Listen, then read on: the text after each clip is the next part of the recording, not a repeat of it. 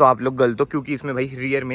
Hello everyone, welcome back to another video. I hope सब कुछ बढ़िया चल रहा होगा आप सबकी ज़िंदगी में। ये है भाई अपनी स्कॉर्पियो एन, जो कि हमने 1 जून 2023 को ली थी एंड आज है भाई 9 जून 2024।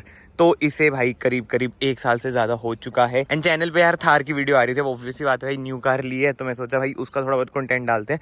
तो यही आ रहा था कि भाई इसको 1 साल कंप्लीट हो चुका है तो इसका ओनरशिप रिव्यू शेयर करें। एंड जो आज वाली वीडियो है ना भाई, 1 साल में मैंने क्या क्या फेस किया है, क्या क्या चीज़ें, सब कुछ ना मैं आपको शेयर कर दूंगा। तो एंड में ना आपको पता चल जाएगा क्या आपको आज के टाइम में स्कॉर्पियो एन लेनी चाहिए या फिर नहीं लेनी चाहिए।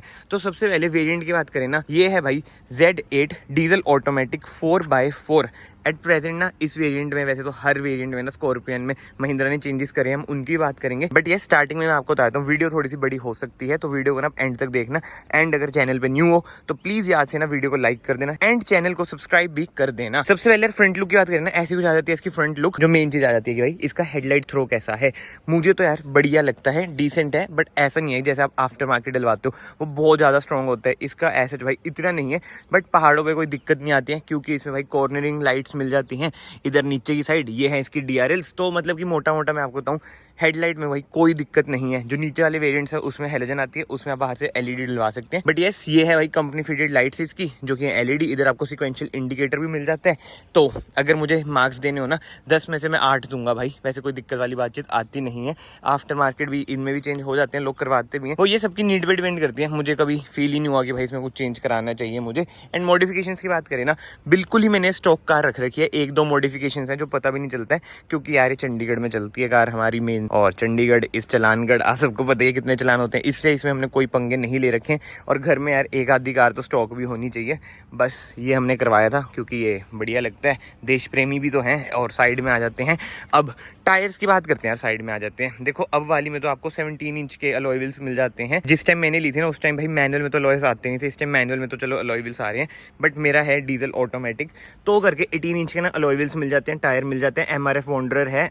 एंड कार थोड़ी सी ज़्यादा गंदी हो रखी है क्योंकि यार आजकल पता ही नहीं चलता, बारिश कभी आती है चल जाती है, इसलिए मैंने वॉश भी नहीं करवाई। बाकी तो हाँ, जो मेन दिक्कत है भाई, एंड ये प्रॉब्लम ना मैंने औरों के साथ भी देखी है और स्कॉर्पियो एन में देखी है भाई, टायर की गलती शायद से नहीं हो यार, ये घिसते मतलब अजीब तरीके से हैं। जैसे इधर से घिस रखे हैं और उधर से घिस रखे हैं, बीच से घिस नहीं रखे। मतलब अगर आप खुद नोट करो। और ये ना दिक्कत इधर भी है, ये देखो घिस रखे हैं, बीच में घिस नहीं रखे। अगर किसी को पता है भाई ये दिक्कत क्या है क्या नहीं, तो मुझे कमेंट सेक्शन में ज़रूर बताना यार। मतलब समझ नहीं आई। ये बहुतों के साथ में मैंने देखा है, 1-2 क्रिएटर्स हैं उनकी वीडियोस देख रहा था तो उसमें भी ये दिक्कत थी। अब पता नहीं कार की बिल्ड ऐसी है क्या नहीं, वो तो देखो भगवान जाने। बाकी फ्रंट में ना आपको डिस्क ब्रेक मिल जाती है, रियर में आपको डिस्क ब्रेक मिल जाती है, यानी कि जो ब्रेकिंग है ना कार की वो ज़बरदस्त है। एंड जो महिंद्रा ने ना क्रोम क्वालिटी यूज़ कर रखी है ना, वो भी ज़बरदस्त है। कोई दिक्कत वाली बातचीत ना इसमें भी नहीं है। मतलब कि रस्टिंग का इशू 1 साल में तो मुझे कहीं पर भी फेस करने को नहीं मिला है। जैसे मैं ग्रिल की बात करूँ, इसमें भी जैसे क्रोम वगैरह है तो क्वालिटी भाई मेंटेन ही है। वो अलग बात है कि कार गंदी ज़्यादा हो रखी है, वही जैसे मैंने आपको रीज़न बताया क्या है क्या नहीं। एंड अब मॉडिफिकेशंस की बात करें ना, इसमें ना भाई 30% मैंने टिंट करा रखी है। पता नहीं चलता भाई, अब देखो चलानगढ़ कह रहा हूँ, चंडीगढ़ में नहीं पता चलता पुलिस वालों को, तो वही है, समझ रहे हो ना, आपको भी पता नहीं चल रहा होगा, बट थोड़ा बहुत इफेक्ट आ जाता है, मतलब कि हीट वगैरह कम आती है। नेक्स्ट मॉडिफिकेशंस की बात करूँ, मैंने जो इसकी टेल लाइट है ना स्मोक करा रखी है, क्योंकि आपको पता ही है भाई जो इसका रियर लुक है बहुत ही ज़्यादा कॉन्ट्रोवर्शियल है। तो स्मोक करा के ना मतलब कि ठीक सी मुझे लग जाती है। अब तो चलो मैं अडेप्ट ही हो चुका हूँ इसके लुक से, तो कोई दिक्कत वाली बातचीत ना मुझे पर्सनली नहीं लगती है। और वाइट लेने का भाई जो मेन रीज़न था ना हमारा, पहले भी मैंने आपको बताया कि उस टाइम पे सारी कार ब्लैक होती थी। इस टाइम पे तो चलो अलग अलग रंग हैं, बट मैं सोच रहा हूँ इसे ब्लैक PPF कराऊँ या ना कराऊँ। कमेंट सेक्शन ओपन है भाई, आप लोग बता सकते हैं। बाकी हाँ, 7 सीटर तो है ये, बट यूज़ में ना ये वाली सीट हमारे तो आती नहीं है। और अगर आप लोग सोच रहे हैं कि भाई प्रॉपर 7 सीटर में ये यूज़ हो जाएगी, तो आप लोग गलत हो, क्योंकि इसमें भाई रियर में AC वेंट्स नहीं मिलते हैं। हमारी फोल्ड ही बड़ी है, इसे हटा भी सकते हैं। और ये देख लो यार, बुरे हाल हैं लोगों के, बिल्कुल ही बुरे हाल। पी पू के इधर ही गए थे ना। बाकी इधर से ना इसमें डीजल डलता है, अराउंड 57 लीटर्स की ना इसकी फ्यूल टैंक कैपेसिटी है। तो मोटा मोटा ना बाहर से मैंने ना आपको सब कुछ बता दिया, क्या क्या है क्या क्या नहीं, हर एक चीज़ मैंने ना कवर करी है। बट हाँ, सस्पेंशन रह गया भाई, इस कार के suspension one of the best. मैं लिटरली बता रहा हूँ भाई, जो सबसे फेवरेट चीज़ है ना मेरी, वो है भाई सस्पेंशन। इतना मज़ा आता है ना चलाने में। जो इसकी राइड क्वालिटी है ना भाई, बहुत ही ज़्यादा ज़बरदस्त है। कोई दिक्कत वाली बातचीत ना आपको लगती ही नहीं है। और 1 साल में जो हमारी कार चली है ना भाई, वो चली है 38,368 मतलब मोटा मोटा 40,000 आप मान लो। और ये 40 से ज़्यादा चल जाती लास्ट के 3-4 महीनों में मेरे पास है ना, इस करके रहेगी, नहीं तो उधर काम पे तो बहुत ज़्यादा चल जाती है। डैश कैम लगवा रखे है, आप भी लगवा लेना डैश कैम। और जैसे इसमें ना ग्राफीन कोटिंग हो रखी है। और आपको बताइए भाई बेस्ट इन टाउन क्या है आजकल, डिटेलिंग जिला। इधर आके आप different type of services avail कर सकते हैं, जैसे graphene coating, ceramic coating, paint protection film यानी कि PPF, और भी बहुत सारी चीजें हैं। But anyway back to the topic, steering wheel की बात करें भाई, बढ़िया स्टीयरिंग व्हील है, इलेक्ट्रिक स्टीयरिंग व्हील है। 1 साल में इसने भाई कोई दिक्कत तो अभी तक नहीं दी है। एंड इसके अलावा जो इसका इंस्ट्रूमेंट क्लस्टर है, इनमें ना दिक्कतें आ जाती हैं, कभी कभी ये अपने आप ही रीसेट हो जाती है। मैंने महिंद्रा को बताया भी है बट वो सॉल्व नहीं कर पाए हैं। एंड रीसेट से मेरा मतलब क्या है, पता कैसे चलता है ये रीसेट हुई है कार, अभी मैं आपको बता देता हूँ। हो जा भाई सही हो जाए, एक तो इसमें ये भी बड़ी दिक्कत है, सही होता ही नहीं है। बट एनीवे ये देखो, जैसे ना अभी ये वाली स्क्रीन खुल रखी है मतलब MID में, अब जब ये रीसेट होती है पता कैसे पता चलता है, क्या खुल जाता है अपने आप ही, ये ड्राइव इन्फो। जिन पे स्कॉर्पियो है वो तो रिलेट कर पा रहे होंगे, तो पता चल जाती है कि भाई कार रीसेट हुई है। एक पट पट सी आवाज आती है इसके स्पीकरों से, ट्विटर से।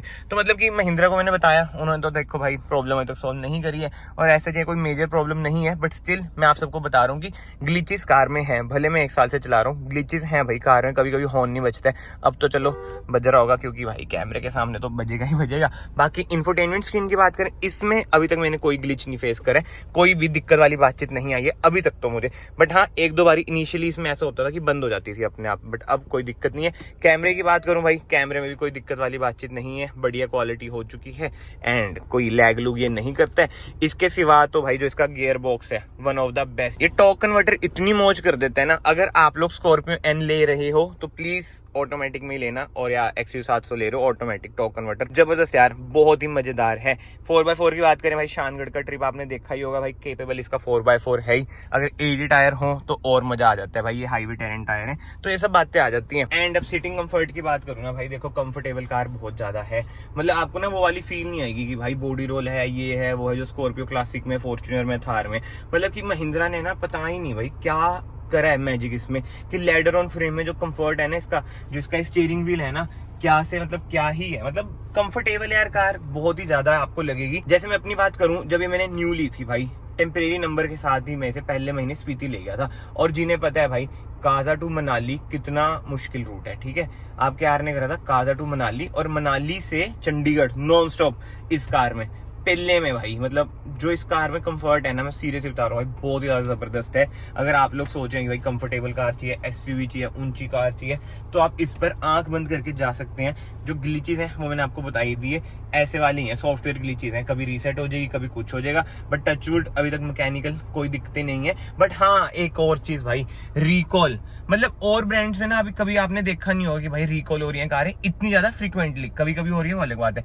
इसमें भाई बहुत चीज होती है इसकी, कभी पुल्ली चेंज होती है, कभी कुछ चेंज होता है, मतलब कि पीछे रिकॉल वगैरह आता है, तो वो सब दिखते रहती ही हैं। बाकी सॉफ्टवेयर अपडेट्स भी इसमें आते रहते हैं, चलो वो तो ठीक है, अच्छी बात है, आने चाहिए। बट हाँ जो मुझे चीज बढ़िया नहीं लगती है 1 साल में, ये IRVM यार, ऑटो डिमिंग दे दो भाई, दे दो। नहीं भाई अभी तक तो XU700 में नहीं दे रहे हैं। बाकी तो ठीक है भाई, सनरूफ वगैरह का यूज कुछ है नहीं। और बेस्ट वेरिएंट की बात करूं, उस टाइम पे तो देखो मुझे Z8 ही लगता था, बट अभी भी ना हम Z8 कंसीडर कर लेते हैं, नहीं तो Z6 भी ठीक है, Z4 भी ठीक है ऑटोमेटिक में अगर आप ले रहे हो। ये पर्सन टू पर्सन देखो डिपेंड करता है, Z6 4x4 में नहीं आता। बट हाँ मोटा मोटा अगर आपका बजट है भाई 30 लाख रुपए, देखो टॉप वेरियंट 30 लाख का मोटा मोटा मान लेते हैं, कहीं कहीं जगह महंगा भी जा रहा होगा 4x4, बट हाँ मोटा मोटे ही बात करें भाई 30 लाख है, तो आप लोग बताओ कमेंट सेक्शन में बेटर ऑप्शन कौन सा है स्कॉर्पियो N से।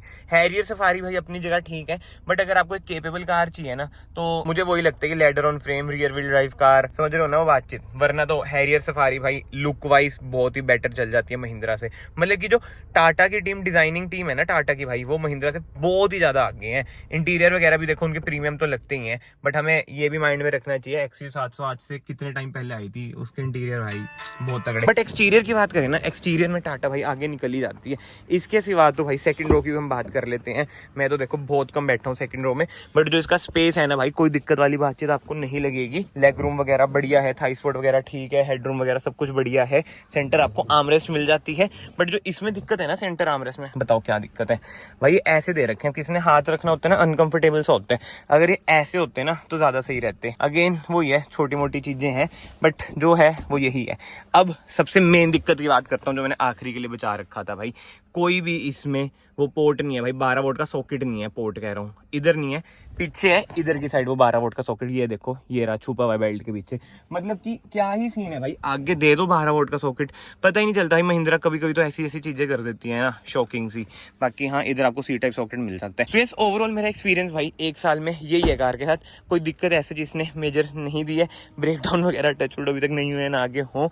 बट हाँ ये है कि भाई कार की रोड प्रेजेंस जबरदस्त है, जिस प्राइस पॉइंट पे आ रही है जबरदस्त है। एंड जो छोटे मोटे निगल्स हैं यार वो जबरदस्त नहीं है, तो वो भाई कहीं ना कहीं इंप्रूव करने चाहिए महिंद्रा को, तो जो मुझे लगता है। बाकी तो अगर कुछ मिस हुआ है, कुछ बातें रह चुकी हैं आपके मन में, डाउट्स हैं, इंस्टाग्राम पे आप डीएम कर सकते हैं या फिर कमेंट सेक्शन में आप लिख सकते हैं कि भाई ये चीजें हैं, ये बता दो, तो मैं और क्लियर कर दूंगा। बट मेरी कोशिश यही थी भाई, हेडलाइट से लेकर सस्पेंशन से लेकर सब कुछ ना मैं इस वीडियो में कवर कर दूं कि 1 साल में मैंने क्या क्या फेस किया, क्या क्या नहीं। आई होप सो आपको आज की वीडियो पसंद आई है। अगर आई है ना वीडियो ना ऐसे लाइक कर देना, चैनल को ऐसे सब्सक्राइब कर देना। मैं आप सबको मिलता हूँ नेक्स्ट वीडियो में। Till then bye bye, take care.